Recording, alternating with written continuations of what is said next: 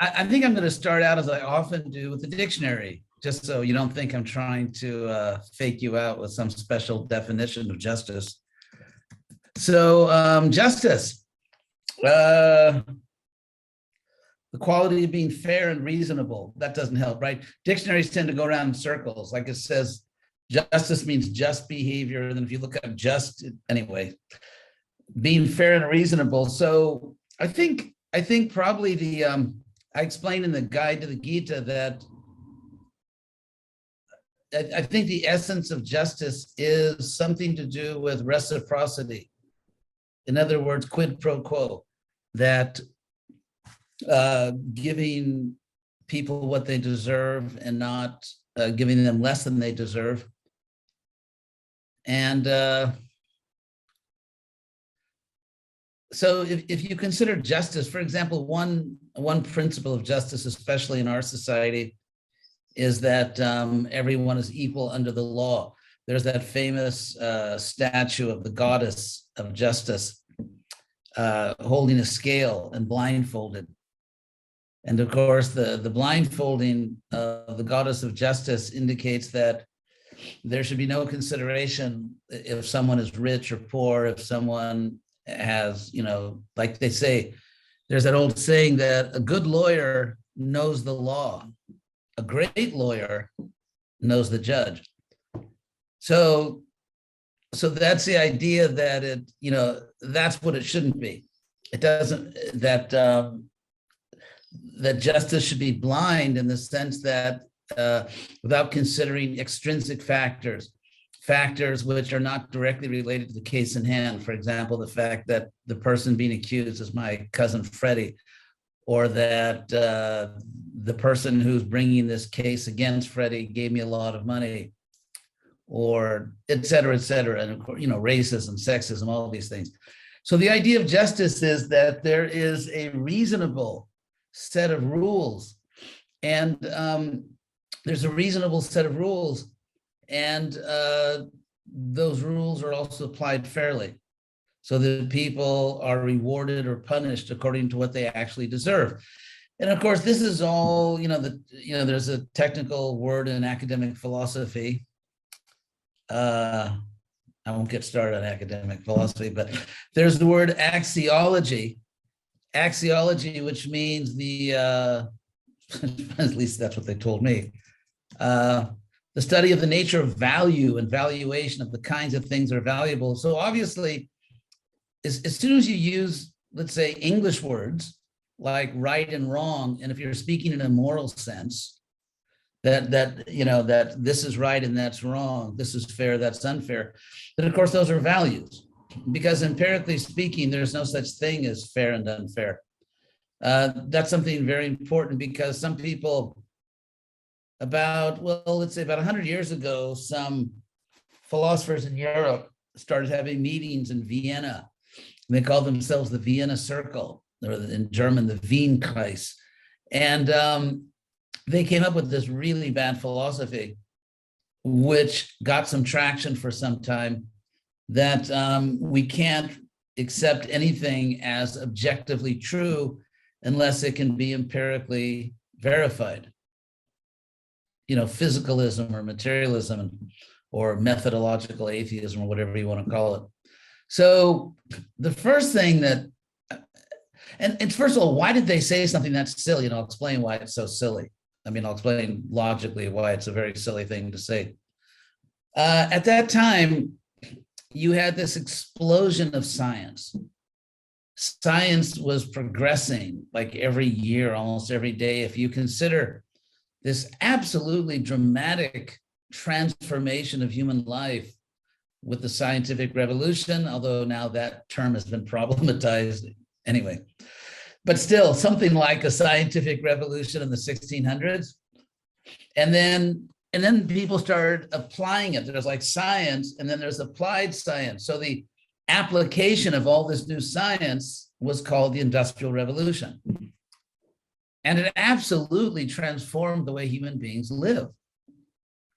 Before the industrial scientific revolutions, for thousands of years, people basically lived the same way in terms of, how do you produce food? How do you farm? Or to give an example, there was this huge revolution, technological revolution in the late Middle Ages, because in Europe they started using big horses to plow instead of ox. So that was like an incredible technological revolution. So if you look at the way, say, people lived thousands of years ago, either in Greece or Rome or in India or Mesopotamia, and the way they lived, let's say, up to the Renaissance, it really didn't change very much. And it's interesting because this gave a sense of timelessness. It gave a sense of timelessness because nothing ever really changed. I mean, things change in the sense, okay, now this guy's in charge or that lady's the queen. But in terms of the basic way human beings lived, it was just always the same.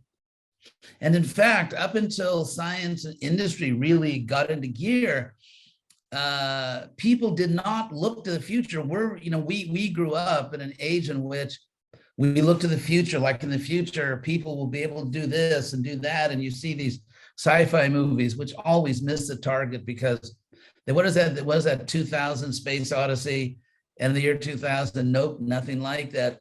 Or if you look at old sci-fi movies, it is the year 2017. Human beings can now blah, blah, blah, blah, blah. But 2017 came and went and it didn't happen. But in any case, we've grown up in an age where we think that if you want bigger and better things, great things, okay, look to the future. But for thousands of years, people didn't do that, precisely because nothing indicated that the future would bring anything really better. And so people look to the past. In Europe, and they look to the Garden of Eden. Because if you wanted a super advanced civilization, you look back to the Garden of Eden. And in India, for example, people would look back to the time of Krishna or the time of Lord Rama, what they call Rama Raja, the kingdom of Rama, when there was an ideal king who happened to be an avatar of God. So the shifting your vision, seeking progress in the future, not in the past, was a huge innovation. It was a huge change in life. The reason I'm mentioning all this, we're actually making our way inexorably back to Vienna, the Wienkreis, because so here you have people who, kind of like the intelligentsia of Europe. And if you look at the philosophies they came up with, it's kind of scary because they weren't very intelligent. But so here you have all these intellectuals in Europe saying that you have to look forward, and it's science that's bringing a better life. It's science that's bringing us knowledge.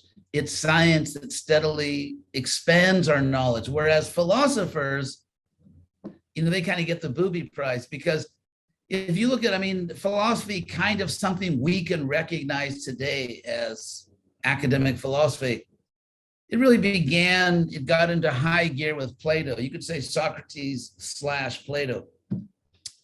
But so that's, roughly 2,500 years ago.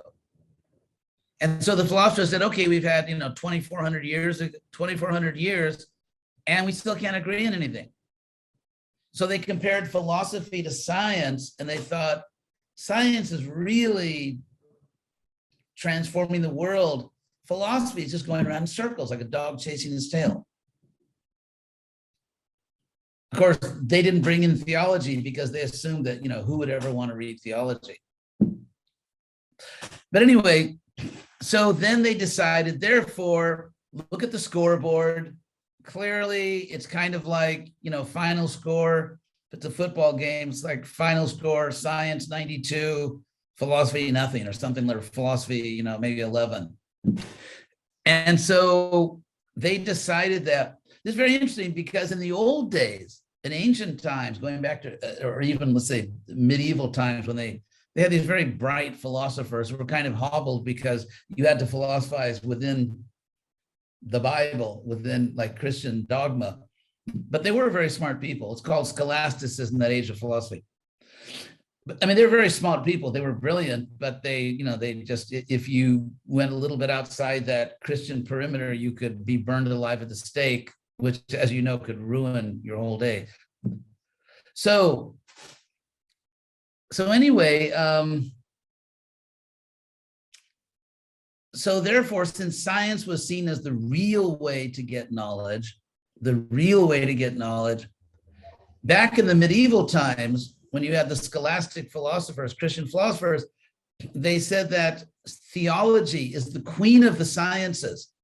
Because if you believe that you have like genuine, even absolute or infallible spiritual knowledge, then you have all the ingredients you need for science. Because it's just like in geometry, given a triangle with two equal sides, well, that's going to be, or let's say with two equal sides and two equal interior angles, that's going to be easy, right? And so if you believe that basic spiritual knowledge is given, then you have the foundation for a science, because you can just test things against and build upon certain knowledge. So back in those days, they claimed that theology is the queen of the sciences, kind of a nice feminine touch there in what was otherwise a very chauvinistic age. So theology was the queen of the sciences, and that included things like biology or astronomy. Those were all considered to be just different branches of philosophy. I mean, consider that if you get a PhD in astronomy, it's a PhD, it's a doctor of philosophy. If you get a PhD in biology, it's a doctor of biology degree. I'm sorry, it's a doctor of philosophy. So a PhD in biology and astronomy and geology, they're all called doctor of philosophy, because these were all just different branches, because it was understood there's this supreme knowledge, which is theology, and then you just have different branches of it. In fact, they called what we call science, they called natural philosophy. So the reason I'm bringing all this up is that it all flipped, because people got tired of a type of state religion where people just slaughter each other, torture each other, and people are just fed up. People were just fed up with this sort of crazy, barbaric, so-called, fanatical religion, where you have to leave your brain at the door because someone's telling you what you can think and what you can't think, and people killing each other, torturing, massacring each other over little points of so people are, at least intelligent people, are just kind of fed up with all this. And in the meantime, science is booming. So then let's go right back to 1920s, early 1920s, the Wienkreis, the Vienna Circle, and they're saying that all these sciences are not simply handmaidens of theology, which is the queen of the sciences, but actually philosophy is the handmaiden of the physical sciences. So they totally flipped it. They totally reversed it. And therefore, since philosophy on its own without the sciences never seems to get anywhere, so maybe all that philosophy can really do is just make sure that scientists speak coherently, don't contradict themselves, make valid logical arguments, and so on and so forth. It's just a handmaiden, it's just a servant of the sciences. And therefore, any philosophical claim which cannot be empirically verified is just meaningless. It's just gibberish. And since all statements about a soul or God cannot be empirically verified, those statements are meaningless. They're not just wrong, they're meaningless. This was kind of a not the most generous idea that's ever come out of philosophy. But to make a long story short, what happened is that 50 or 60 years later, let's say in the 1960s or 70s, academic atheist philosophers decided that philosophy from Vienna, which was called logical positivism or physicalism or materialism, that was actually philosophically invalid. It was actually rejected. Academic philosophy rejected that notion that everything has to be empirically verified. And so why did they reject it? Well, for several reasons. And of course, I'm actually inexorably making my way back to the topic. But so no, it's not, this is not an age-related memory loss where I forgot what the topic is. I'm actually trying to lay a philosophical foundation for all these things. So the first problem with logical positivism, and of course, justice is a value, which according to logical positivism doesn't exist because it's a metaphysical idea.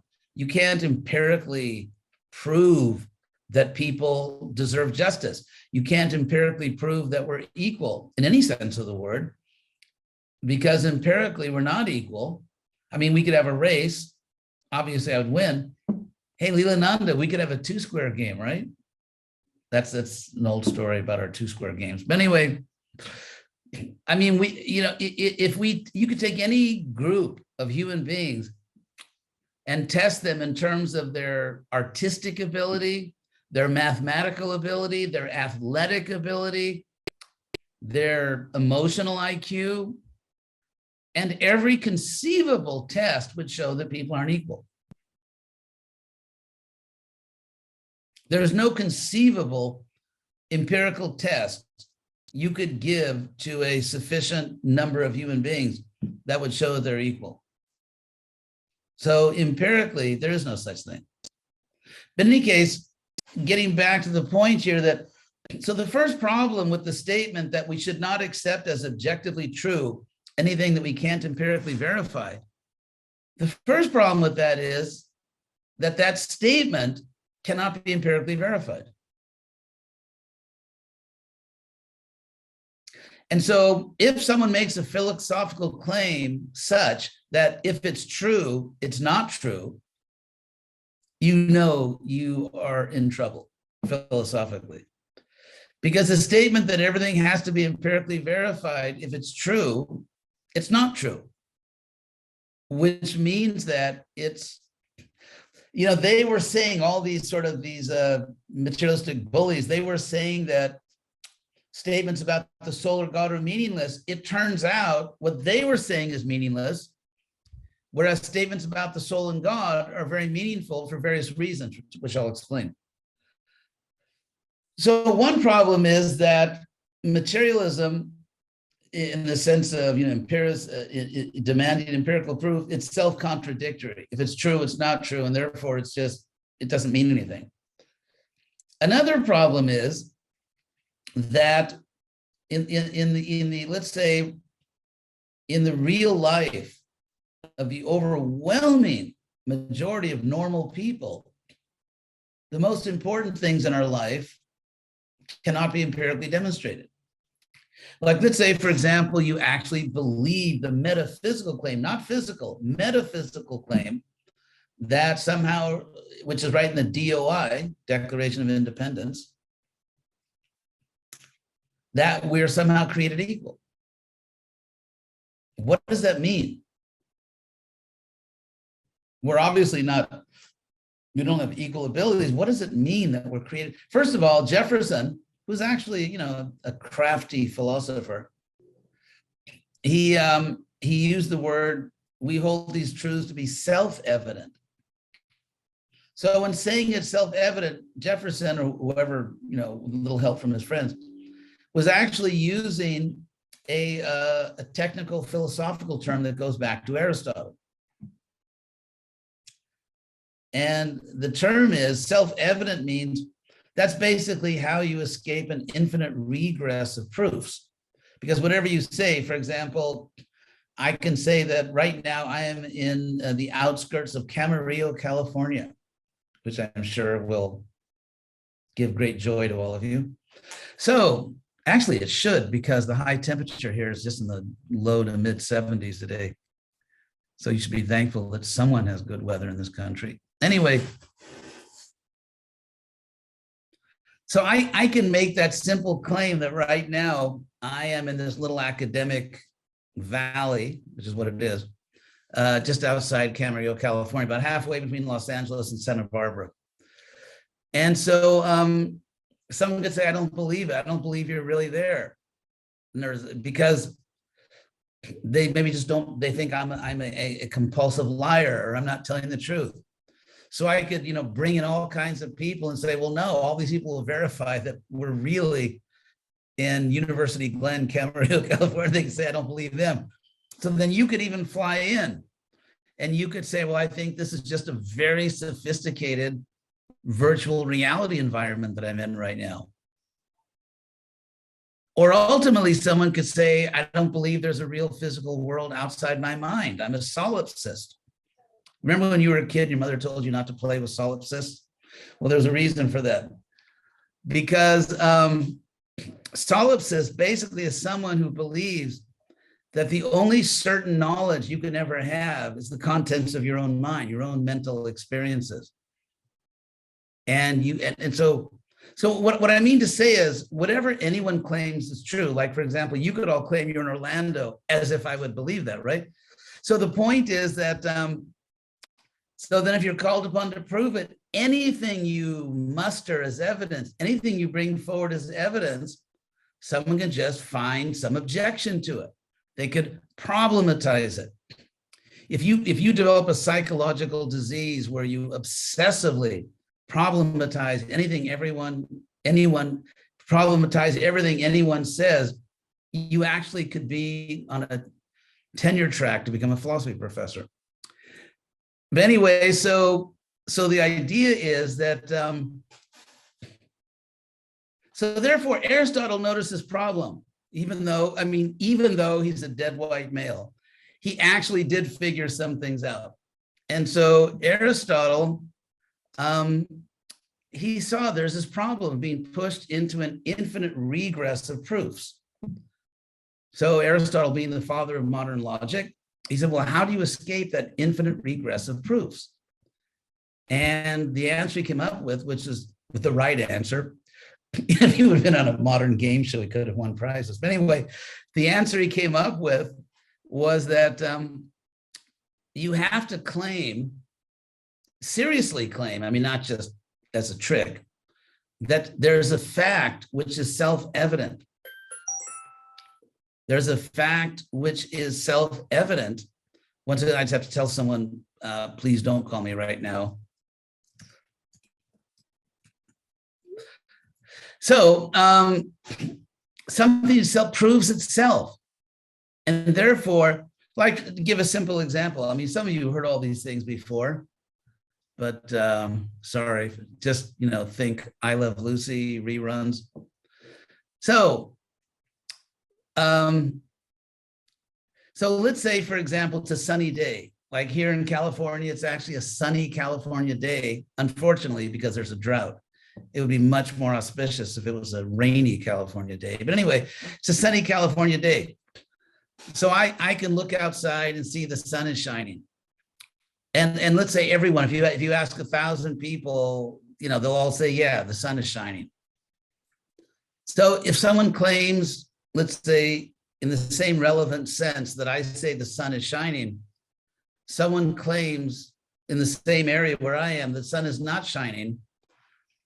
And so, either that person is joking or mentally impaired or trying to play some trick on me, or something's wrong. But if the sun is shining, everyone knows it. If someone goes around saying, actually, the sun is not shining, no one's going to take that seriously. Why? Because we all accept as self-evident. It proves itself. We look at the sky is blue, the sun is shining, and we're all satisfied that we know that to be true. And if someone denies it, we're not going to waste time with that person. The point is that we all accept that as self-evidently true. We're not going to waste time trying to come up with some kind of scientific proof of it. So let's go to justice. Now, actually, let's go back to justice after that brief little preface. Almost everyone in the world, and I would say anyone who is sane and not morally or cognitively deficient, that some things are right and wrong. For example, to injure or kill an innocent person is simply wrong. and we know it's wrong. And so on and so forth. And we know that helping other people, acts of generosity, acts of compassion are morally good. And we know that's true. So as the Scottish philosopher Hume pointed out, you can't prove that empirically. What would that even mean? Because from the point of view of just physical things, there's no such thing as a good or an evil. And yet we know they exist. Just like we know there's a sense in which we are all equal. Jefferson says that it's self-evident that we're all equal because we're equal in the eyes of our Creator. So it's very interesting. If you look at Greco-Roman civilization, which in many ways was very advanced, very intellectually sophisticated, at least the educated people, they came up with democracy. So here's a simple historical question for you. What facilitated Athenians, citizens of Athens, to engage in direct democracy, not a republic, but all the citizens of Athens would actually go up to what literally it means the high city, the Acropolis, which means the high city. If you know Athens, that's what it is. Would go up to the high city, and they would directly govern their city, direct democracy. Why were they able to do that? Well, for one thing, because they had so many slaves at home. So if you have slaves to cook and clean and take care of your kids and plow your fields, you're going to have a lot of discretionary time. And so for all their advances in many ways to the Greeks, or the Romans, actually, they would have considered as ridiculous the idea that somehow we're all equal.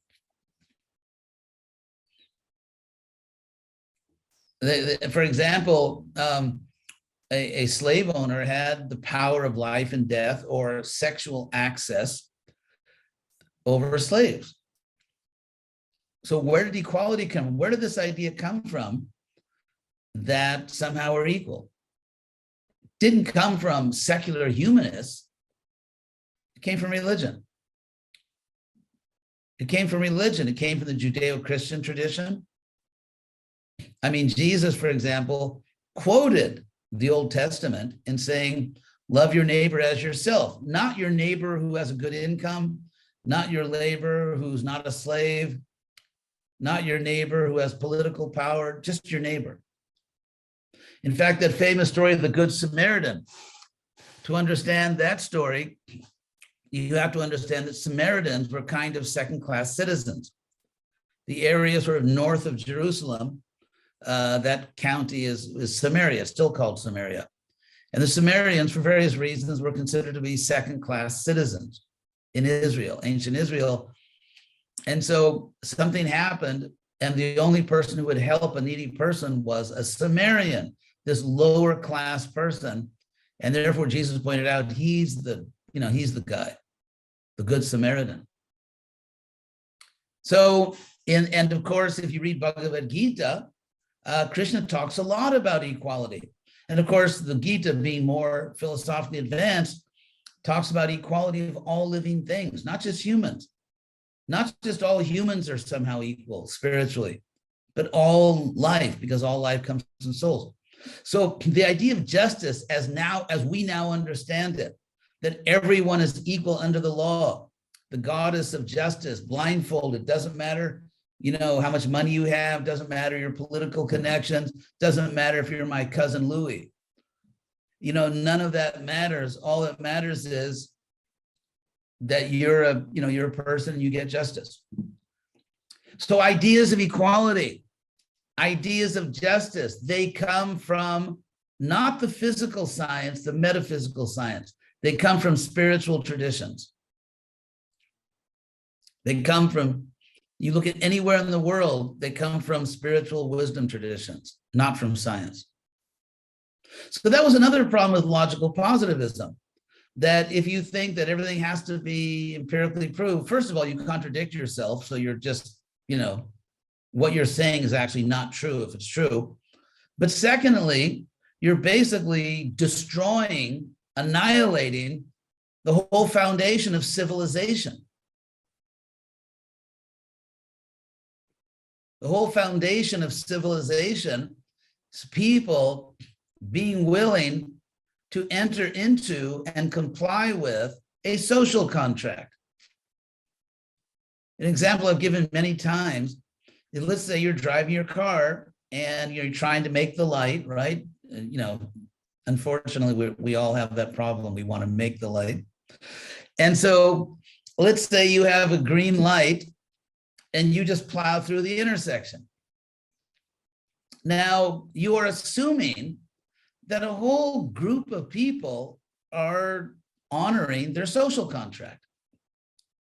For example, people going in the opposite direction theoretically have a red light, and you assume that they're going to stop. You hope that they didn't drink and drive, that they're actually sober. You assume that the people, whoever gave that driver, those drivers, a driving license, wasn't just bribed or wasn't negligent. You assume that the people who are in charge of keeping the electric traffic signals operating properly did their job, that no one sabotaged the traffic lights. You assume that the people who hired the people who maintain the traffic lights were not just hiring their friends or family, but actually hired qualified people. You assume that the people who gave the certificates or the degrees certifying that someone was qualified to work as a civil engineer to keep the traffic lights going, that whoever certified that person was doing their job properly. You assume the person who hired the person who certified. So what I mean to say is, every time you just drive through a green light, you are practically trusting that hundreds, if not thousands of people honored their social contract. And you can give, not to speak of hospitals, because, there are stories of nurses or other people actually murdering, significant numbers of people. So therefore, civilization is based not just on science, but it's based on your ability to trust that your fellow citizens will do the right thing. And they will do the right thing because they know it is the right thing. But from the empirical point of view, there's no such thing as the right thing. From the empirical point of view, the words, the morally right thing to do, that's a meaningless statement. It doesn't mean anything because it's a statement about metaphysical truth and not physical truth. So I could go on, but the point I'm trying to make here is that if we want to talk about justice, and if we think that's a meaningful thing to talk about, for example, if I say, the topic of today's lecture is going to be my favorite unicorns, because, of all the unicorns that I've personally had as pets, 3 or 4 of them are outstanding. So, empirically, that would be a problematic statement. So therefore, but it's clear, if you just look at the big picture, no one is really a physicalist. They cheat. They're actually hypocrites. Because even the physicalists, the people that say nothing is real except empirical stuff, which is, by the way, from the point of view of academic philosophy, is like way behind the times. They still believe, they still tell their children that this is right and that's wrong. And they still get shocked when someone, let's say, commits a mass murder or something. So, now, according to the point of view of evolutionary biologists, who are some of the most brilliant fools on earth, the idea is that the only reason you think that it's morally wrong to go, let's say, and murder a bunch of innocent people, the only reason we think that's wrong is because the blind physical forces of nature through evolution neurologically programmed us to believe a fairy tale that some actions are actually wrong or some actions are right. Or for example, the idea we have, if a mother feels that I should protect my child, I should love and care for my child, there's no such thing as love. There's no such thing as, a mother has no moral obligation to protect and love and care for her child. It's just, blind evolution made us believe in a fairy tale. So anyone that's a good mother, a good father, it's just someone that got duped by blindly programmed neurology. Those are the logical consequences. So what I mean to say is that no one really believes that garbage. And so it's, materialism is actually, it's terrible philosophy, and it always has been. And it's just deployed to, it's a power struggle, because now that atheists and agnostics have taken over Western universities by and large, it's just they want to keep their power. And but anyway, so getting back to justice, now that I hope I've demonstrated there really is such a thing as justice, and we know there is, and that knowledge we have is properly self-evident. It's, to use sort of technical academic language, it's properly basic in the sense that to say that something is self-evident means it's a sort of epistemic foundation. You can build a knowledge system on that foundation. So, so what is fair and what is unfair? Krishna talks about that. Krishna stresses in the Bhagavad Gita that a wise person sees everyone equally. Everyone deserves your moral consideration. Even if you have to pull some weeds out of your garden because you have to pull some weeds out of your garden. Oh, let's say armies of ants are taking over your kitchen. I mean, literally, they're taking it over. And it's either you or the ants. And so you have to take some measures to stop the ants from, in the most peaceful way possible. We never forget that those are souls. We never forget that those are souls. And just to give an example of a Vedic notion of what is justice and what is fair. When I was doing my doctoral dissertation at Harvard, God, they are so, all these modern like moral issues and everything, all they do is protect their brand. It's not a truly open-minded school, as Leela Nanda knows, like the University of Texas. That's a joke. Anyway, so because all these so-called prestigious universities, like on hot item issues, basically just protect their brand. They don't want to get in trouble. They don't want to be canceled. And so they just take very safe, sort of unthinking, mindless positions. But apart from that, so I read this ancient Sanskrit book, just doing research for my dissertation, and it talked about what you have to do if you're going to build a temple, like a Krishna temple. And in those days, didn't have tractors. This is over 1,000 years ago, or maybe a couple of thousand years ago. I won't get into the dating issues of Puranic, that kind of literature, but so they so obviously before you build a building, you have to level the land. You generally don't build buildings on land that's like that. So as far as possible, you have a level building site, and so in those days that was done with a plow. So because you're building a temple, you're constructing a temple for God. Everything has to be done in the best way possible. So you use a new plow. You don't want to use the same plow that was used for ordinary mundane things. So you want a new plow. So plows are made out of wood. So to get a new plow, you have to cut a tree down. The problem is that when you cut a tree down, you are basically killing one innocent creature, the tree, but you are disrupting, seriously disrupting an entire community. Because every tree is actually an extensive community in terms of birds, in terms of insects, in terms of, other animals that take shelter from the sun or the rain, animals that feed on the leaves or the fruits, or so actually a tree under normal circumstances where they're not like killing everything with, pesticides and everything, but under normal circumstances, a tree is the center of an extensive community.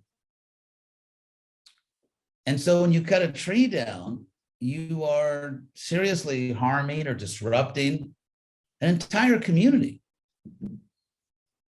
every time you cut a tree down. And so in this text, there was this very keen awareness of this. And therefore, you don't just go in and cut a tree down. What you have to do is, first of all, you have to acknowledge the harm you're causing. You have to very sincerely pray to God to bless those creatures who are being, to use the modern lingo, negatively impacted. You have to, and I mean, whether it's the insects, whether it's the birds, whether it's the animals, there's all kinds of living things who are just as much souls as you are, who are being impacted by this. And you have to care about them. And you have to pray for them. You have to apologize to them. And only after you've done all that very sincerely, then are you allowed to cut a tree down and build and fashion a plow to prepare a building site. Now, if you think about it, inevitably in our interaction with nature, we kill things. We kill things when we breathe, when we drink water. So, in fact, the Bhagavatam says, Jivo jivasya jivanam, which means life is living. Life is the living of life. I mean, you can't eat plastic. All of us eat organic matter. All of us eat organic matter. And in the sense of, even the food, they say figs, that every time a fig grows, it, what is it? A bee or something, or a fly or something gets sucked into the fig or something. I mean, nature is beautiful, but nature is also very violent. And so just by the fact that we are in nature and interacting with nature means that we will inevitably be causing some apparent harm to many other creatures. It's just, for example, right now I am in an apartment, but in order to build this apartment, imagine all the environmental impacts in securing the building materials and claiming the land and everything. And so, but if you have these higher principles, these Krishna conscious principles, then obviously, if you have to go through all that to cut a tree down, even in service of God, you can't just go into a forest and clear cut it, just wipe out the forest because you need paper for pornography. So it really sets limits on this. And I remember also when I was doing my undergraduate work at UCLA, I took an anthropology class in which we learned about the, I don't know, you call it, the simple peoples of South America, like especially the Amazon region, and the indigenous people, and because they had the same idea. It was like a universal understanding on Earth that when they go into the forest to cut a tree down, to make a canoe, for example, to go on the river system, they have to get permission from the goddess of the forest. So if someone doesn't even know that there is a goddess in the forest, they're really kind of mindless. I mean, if someone doesn't even know that nature is enchanted. There was a book that came out, a very influential book, I think 70s or 80s, it was called something like, the title was roughly The Disenchanting of Nature. Everyone, whether it was in Europe, whether it was in the Far East, whether it was the indigenous peoples of North or South America, everyone understood that nature is under the governance of souls that are greater than us, more powerful than us, and that we have to work according to their rules. So that's another problem when you secularize everything, when you say that, metaphysical things aren't true. There are no rules. You can just basically do whatever you want. And if you say, okay, I'm a secular humanist, or I'm an atheist humanist, I know God in my system, but I believe in human well-being, or I'm an environmentalist, ultimately, you don't really have a foundation. And you're even contradicting yourself, because why should I? To give the opposite, we're talking about justice. To give the opposite philosophy, there's this really interesting dialogue with where Socrates, it's written by Plato. Socrates is speaking to a gentleman named Callicles. Callicles was a skeptic, materialist. And so Callicles put forward the argument that when you talk about justice, when you talk about equality, it's just a scam. Because the real fact is, and this is sort of like Nietzschean, Nietzsche was crazy long before he was officially diagnosed that way. But anyway, Nietzsche has his Übermensch, or Superman, Übermensch, like the overman or something. And he has this idea of the will to power. In fact, Nietzsche really dumps on Christianity. He really mocks it, and he basically, anything he didn't like, he just insulted in kind of vulgar language. He was, you wouldn't really call him a gentleman. But anyway, Nietzsche, he railed against, he couldn't stand Christianity because he said that it just teaches a slave mentality. It teaches a slave mentality where you obey God and you serve the poor and you help people in need. And so this whole ethic where the people who are most in need deserve most attention, we should serve those people. Nietzsche was disgusted with this. He was disgusted. He said, this is a slave mentality. And then you go back to Callicles, and Callicles said that the Übermensch, the powerful person, should rightfully become a tyrant. That's the word they used back then, tyrant, the old Greek word. In other words, if someone, and shouldn't listen to all this nonsense, false philosophy of the weak people, because what happens, he said, is that the weak people, seeing that some people are really strong and are going to rule over them and be tyrants, they join together to resist the strong man. And he said, but actually the powerful man should defeat them and just take what he wants. And this whole idea that we're equal is just cheating. That's what weak people say. Weak people say we're equal so that to stop the strong person from taking what he really deserves to take, which is basically anything he has the power to take, or a strong woman. So what are you going to say to Callicles? If you're a materialist, basically you have nothing to say to Callicles. Because you can say, well, that's not fair. And Callicles will just say, what does that mean? There's nothing but matter. There's nothing but physical objects and physical laws that govern those objects. The laws of causality, space and time. That's all there is. We live in a completely physical universe. And if you think there's something else like justice or equality, that's just your imagination. And since nothing is real except those things that are empirically verified, the conclusion is there's no real thing, which is justice. There's no real thing, which is equality.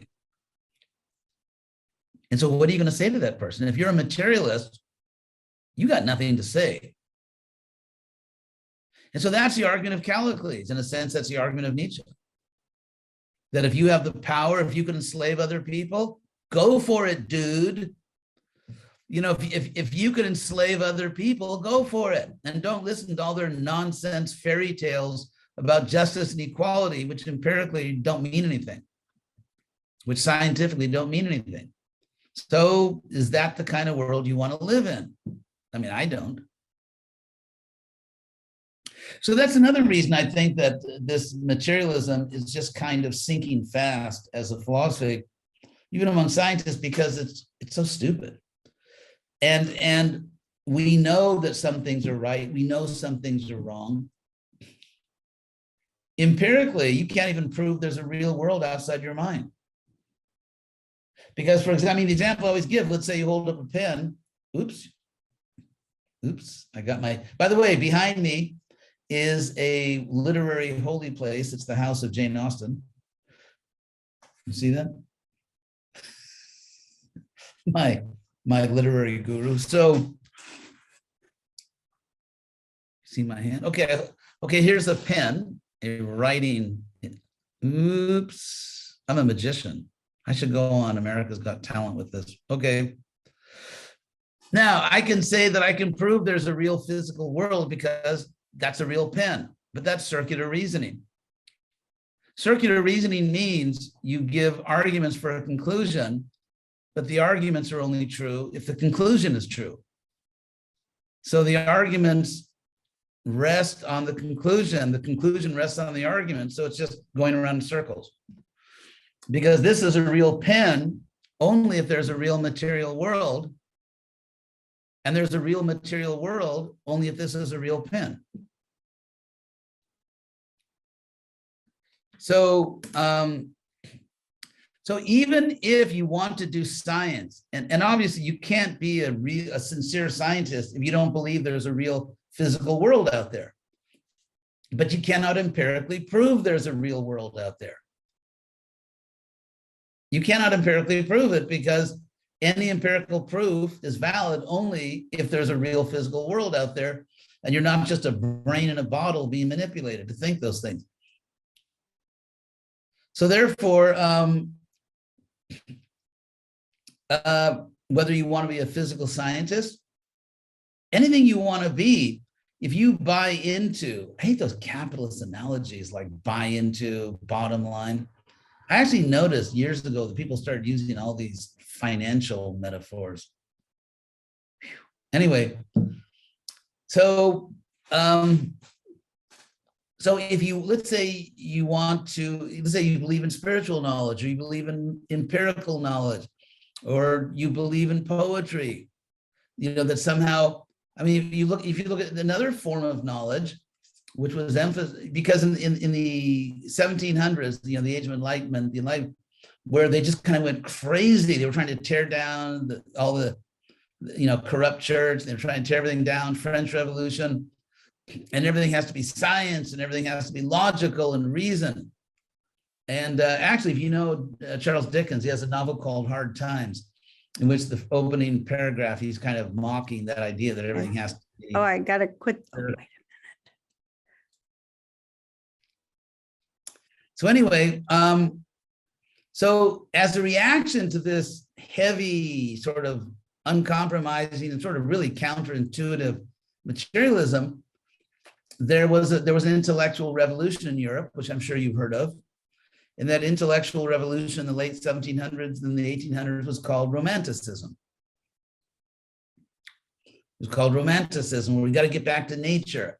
I mean, that was sort of the original back to nature, because before the Industrial Revolution, there's no question of going back to nature because there was nowhere else to live on Earth. I mean, if you were on Earth, you were in nature. Both the Industrial Revolution and all these hellish cities, there was this back to nature movement. And it had a whole epistemological side to it, in the sense that, for example, if you truly fall in love, when you really love someone, you understand things that you could never understand otherwise. That love, deep love, reveals certain truths about the universe, about yourself, about the other person, that you could never understand empirically. It's absurd. When you go out in nature and you see a beautiful scene in nature, you grasp a beauty, not only a beauty, but a truth. That in that beauty, there's truth. There's something profoundly true about the beauties of nature, which no amount of botany or biology could ever reveal to you. What you experience when you experience natural beauty. And so anyway, that's a whole topic, the Romantic Age, and it had certain downsides. Naturally, they went too far, because what else do people ever do except go too far? So anyway, I guess the point I'm getting at is there are many modes, there are many ways of knowing. There's the empirical, there's the spiritual, there's the aesthetic, there's the mathematical. In fact, there's even been there's been a revolt of philosophers of mathematics, where they don't accept that they're part of the empirical world. Like you say the number 2 or the number 3, and you don't mean 2 apples or 3 pineapples, you just mean 2 as an idea. And this is very Platonic, if you know Plato, like the pure idea of two-ness. And they're saying it's not empirical because it doesn't require that you have 2 of any physical object, just 2. And so that's a whole other topic, math as a real thing. Numbers is somehow real things created by God. Or, for example, in order to relax, because, being a leader in a religious institution is a sort of the fast track to all kinds of burnout. So one thing I do, among my many strategies, is that I play classical music, especially Baroque. I'm a big fan. My favorite is Handel, George Friedrich Handel, who, by the way, Beethoven said was the greatest composer. So if you think Beethoven knew anything about music, he said the greatest composer was Handel. But anyway, so I play music, keyboard, and it's a language. It is so much a language. And when you really get into the music, and I find, especially when I'm playing it, because you see everything, you see every little detail of what the composer's saying. And it's a language, it's a nonverbal language, but all kinds of incredible beauty is revealed, and expression and emotion and logic. I mean, to understand Baroque music, for example, you have to understand that it's being heavily influenced by Newton, Sir Isaac Newton, especially the mature Baroque, Handel, Bach, Vivaldi, the great mature Baroque people. Gita is also on my Baroque team. I converted her. So the reason I mention this is because it's very much, you see the influence of Newton. Because even when you see, this is very technical, I won't dwell on this, but Handel likes to do sort of ascending and descending triplets, where you have like a tonic, like the main note, and then the third above that. And it sounds like it's very much Newtonian. In the sense it has almost like this mathematical logic to it. And of course, the mathematical genius that everyone agrees on is Bach. Bach was a mathematical genius, in addition to and this idea of music and math and logic and music, it goes back 2,500 years to Pythagoras. Because, like, for example, the word cosmos, coming from the Greeks, like cosmic, cosmos, here are 2 words that you may not have noticed coming from the same root: cosmos and cosmetics. Because the Greek word cosmos or cosmic indicated their conviction that the universe is beautiful. It's a work of art from divine creators. And that's the connection with cosmetic. But what I mean to say is that there are many languages, there are many ways. And so when I play this Baroque music, which is the last great, it's the greatest God-conscious period of music. When you start to get into Haydn and Mozart, and then Beethoven and, et cetera, et cetera. They still believe in God. They're not atheists, but they're really entertainers. They're really they're becoming very much humanistic. They want to, like Beethoven's Ninth Symphony, of the Ode to Joy. It's not the Ode to God, it's the Ode to Human Joy. And so again, these are not atheists. These are believers, but life is becoming more and more and more secular, more and more humanistic, and you can hear it. So if you listen to Baroque music, if you listen to, early classical, romantic music, they're describing to you their worldview. They're describing to you their cosmology. And so the reason I mention this is that there are many ways, there are many languages, many ways to get knowledge through music, through math, through art, through nature itself, through science. And ultimately, and that's why Krishna says that this is jnanam jnanam uttamam. Now I'm really going to get into the religious moment of my talk. And that is, Krishna says in the Gita that of all knowledges, this is the highest knowledge. Krishna never says this is the only knowledge. He talks about the many forms of knowledge. And he says, but this is the highest. And so ultimately, spiritual knowledge in Krishna consciousness is not the only knowledge, it's the culmination of a pyramid of knowledge systems. And in Krishna consciousness, you actually engage music. For example, music can teach spiritual truth. And mathematics, the study of nature, microbiology.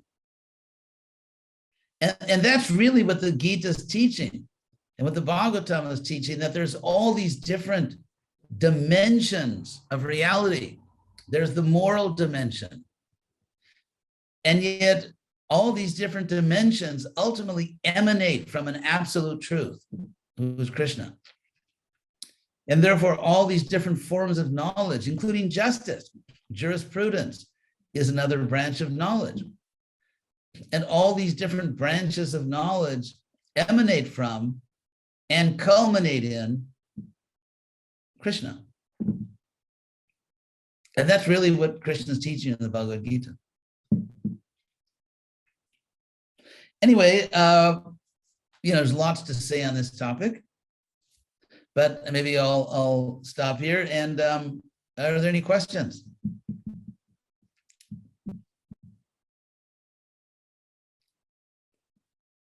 Let me unmute here. You say, thank you so much, Srila Acharyadeva, for the class. It was very enlightening.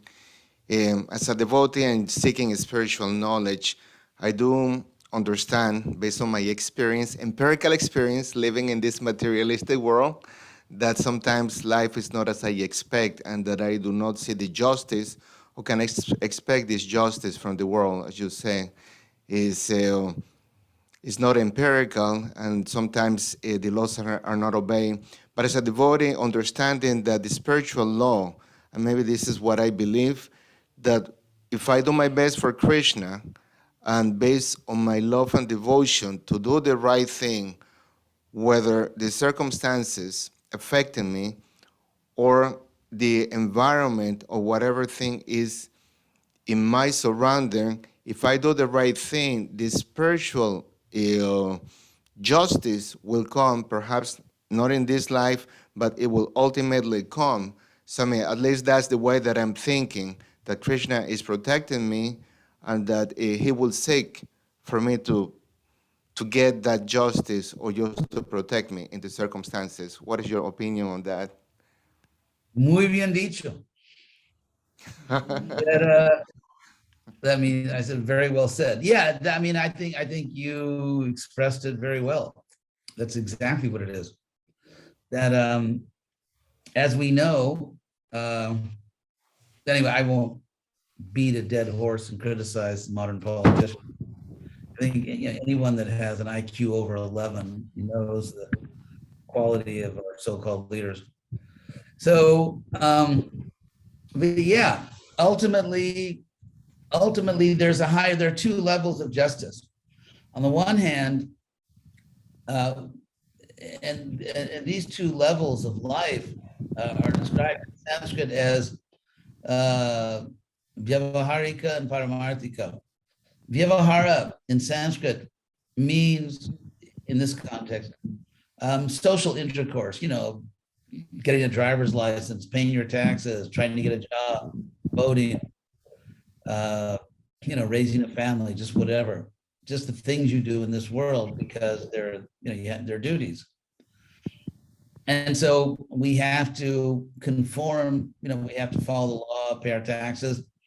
It's like, imagine if you were, let's say, applying to get into a college and it said date of birth and you wrote in, you just wrote in from the Gita, Najayate Mriyate Vakadash, the soul is never born or dies, never dies. I mean, you probably won't be admitted. So I remember, we were very young and immature, in the early days of the movement, we were, like we'd be out chanting on the street or something, and some reporter would come up and say, where are you guys from? And we'd say, from the spiritual world, from Krishna Loka. Yeah, I know that's your belief, but where are you? And, we were kind of sort of very pious and very clueless. So there is a dimension, which is Vyavaharika. You just have to follow the rules, obey the law, seek justice for yourself and others. And then there's Paramartika from the word Paramartha. Paramartha means the highest meaning, the ultimate meaning of everything. What does it ultimately mean? And so there's a justice on that level too. So it may not always coincide exactly. In other words, in fact, this led to a whole topic, a very ancient topic in philosophy or theology, which is called theodicy, like the justice of God. If there is a God, is God just, and does God promote justice? You find this in the Old Testament, of course, in the story of Job, in which they're directly talking about that. So that's much more of that problem, or it's also called the problem of evil. If there's a God, why is the world such an absurd place? And why is the world such an unfair place? And this is especially a problem for the Abrahamic religions that believe, at least not all of them, but many of them believe, most of them believe, that this is our first life. We were just created from nothing. And which is not the case. We've always existed. And so if you believe this is our first life, then it really becomes philosophically impossible. It's just, there's no way you can fix it. There's no way you can show that there's a God, triple O God, omniscient, omnipotent, omnibenevolent, a God who knows everything, is all powerful and all good. And this is our first life. It's just philosophically, it's a total dead end. The standard argument is that God knows everything. He knows that this world is so crazy and unfair. If God is all good, omnibenevolent, then he cares about this. He wants to fix it. If God is all powerful, he can fix it because he's all powerful. So if a God knows everything, wishes everyone the good, benevolent, and has the power to fix it, but we see the world is not fixed, and therefore there cannot be a God who knows everything, is all good, and all powerful. Of course, ultimately, this is a bad argument, because whenever you're discussing moral issues, like what a person should do, whether it's souls or God or anyone, if you're talking about morality, like what should a person do? What would a good person do, whether it's God or someone else? But there may be competing moral interests, as we see in the Bhagavatam, the case of Ashwatthama and Bhima and Krishna and Draupadi. But so actually, there's a Christian philosopher who I think is retired now, no longer active, named Alvin Plantinga. He taught for many, many years in the philosophy department of the University of Notre Dame, which is, of course, the top tier school.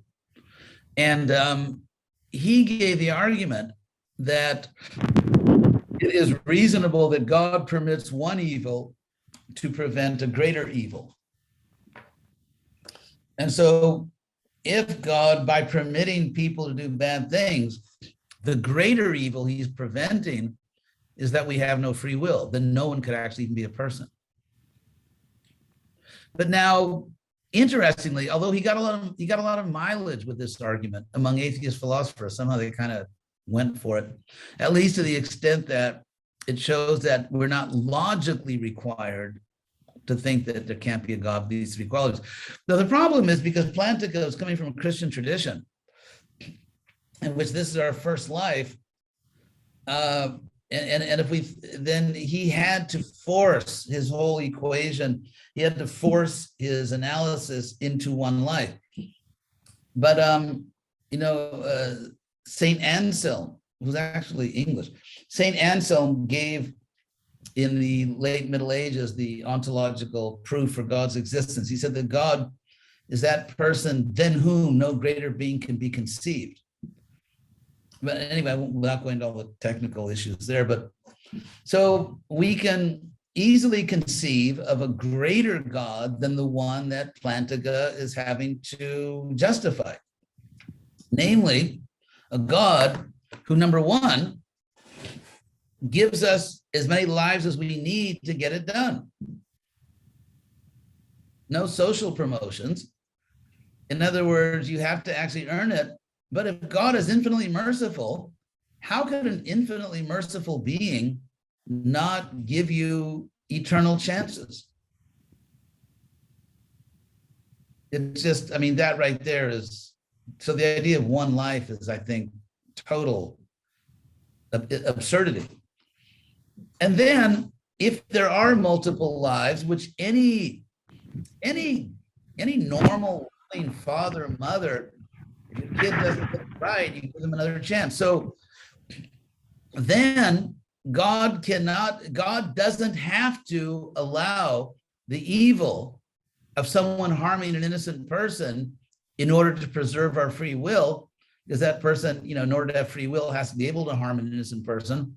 No need for that.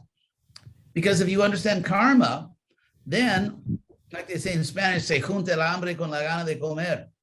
Then you can, then if God within the heart of a soul knows that soul is premeditating an evil act, God brings that person together with someone who has some nasty karma coming. And so therefore, in the universe, no one actually ultimately harms an innocent person. But because Plantinga, who was a very prominent, skillful philosopher, but just sort of stuck with that, one life philosophy, we can say that God is preserving our free will, but he can do so without allowing harm to innocent people.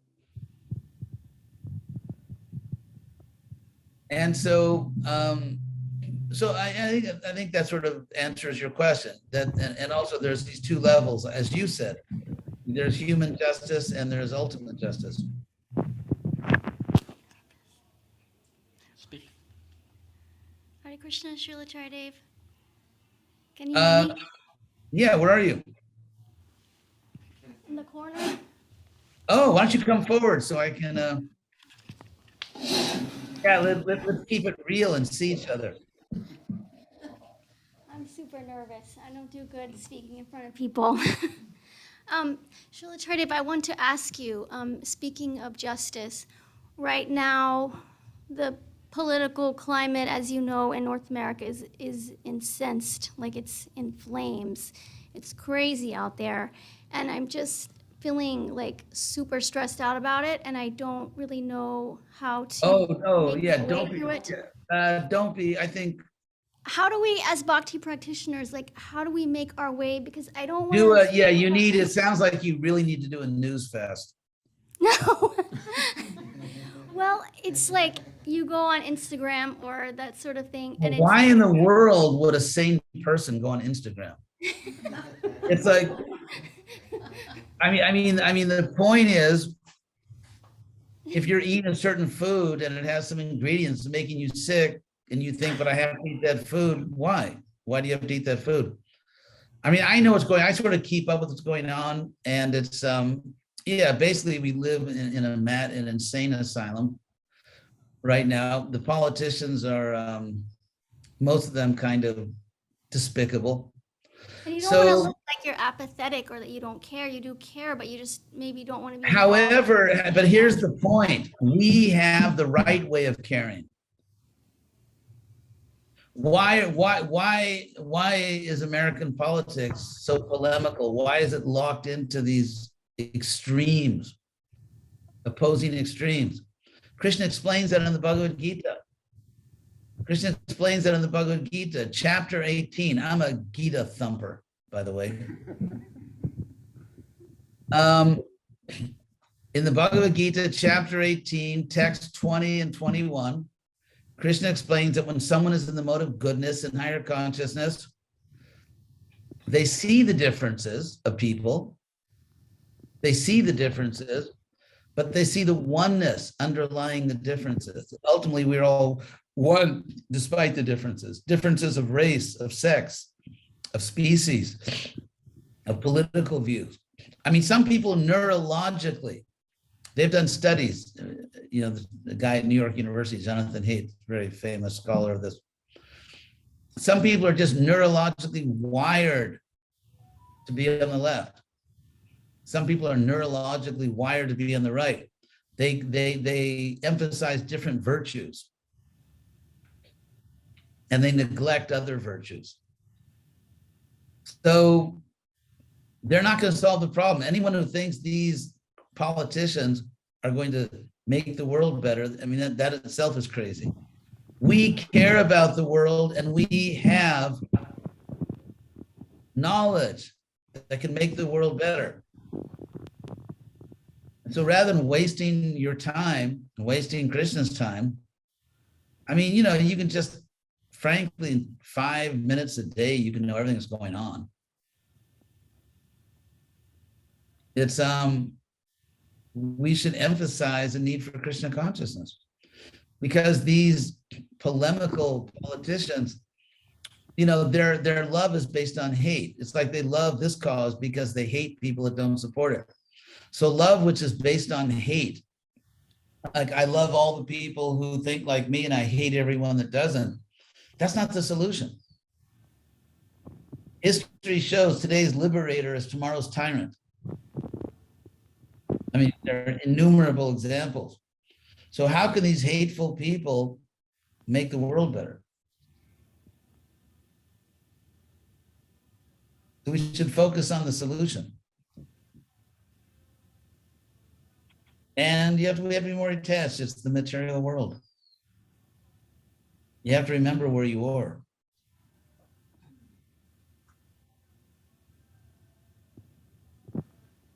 So Any other questions online? Anyone?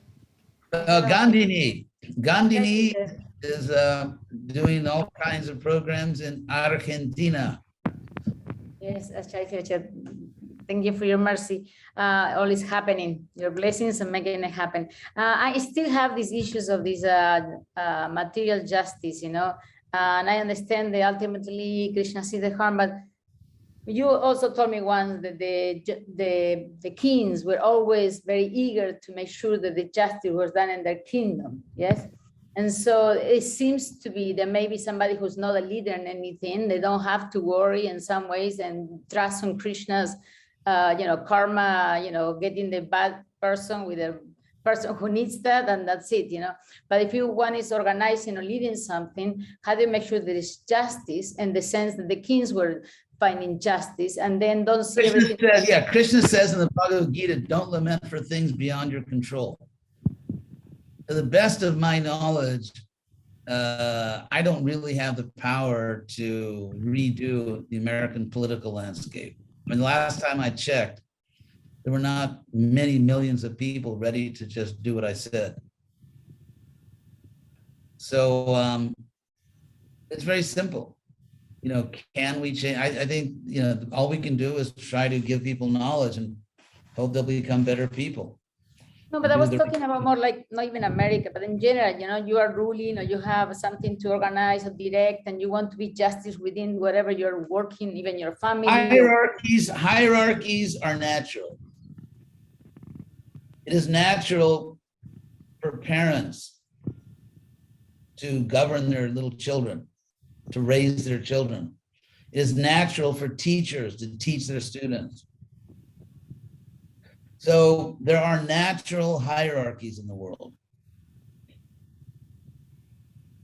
And it's a question of balance between equality and hierarchy. Because in fact, without proper hierarchy, you can't have equality. Because unless you have enlightened people governing, you will never have equality. Because unenlightened people don't want equality. They want to steal for their friends and punish their enemies.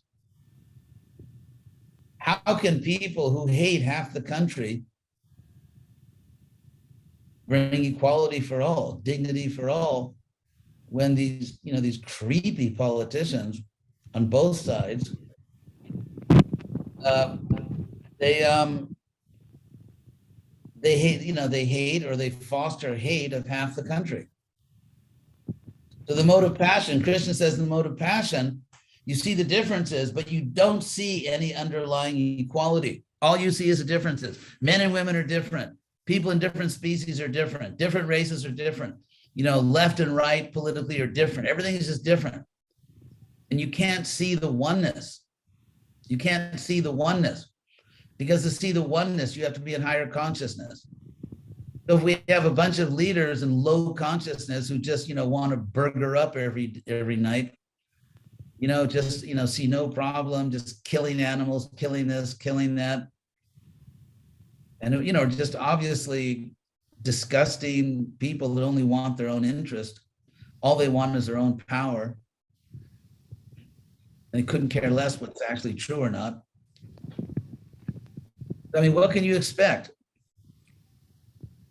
So therefore, if there's any hope for this planet, if there's any hope for this country, it will come from a vigorous, dynamic effort by God-conscious people. It's not going to come, the politicians aren't going to save us. We're supposed to be going out and doing this. So, I mean, why go on Instagram, whatever it is, to find the latest idiotic thing that the politicians said? I mean, there's the daily stupidity, the daily nonsense, the daily cheating. So if you feel that that's something you really want to, keep very close track of, have fun. I mean, I just look at the headline. You look at the headlines, takes 5 or 10 minutes, everything that's going on.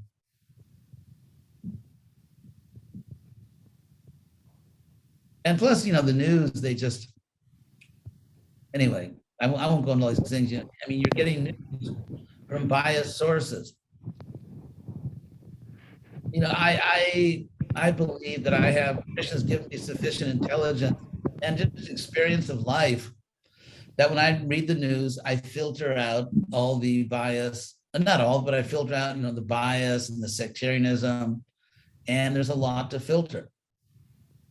There's, most of the media is very much biased. But if you have any intelligence, you just filter it all out and try to take what's left. Otherwise, they want to agitate you, because an agitated reader is a reader that will come back to find out what happened. That's the whole point of the media, is to agitate you, to get you disturbed. Because if you're disturbed, you gotta come back tomorrow and see what happened.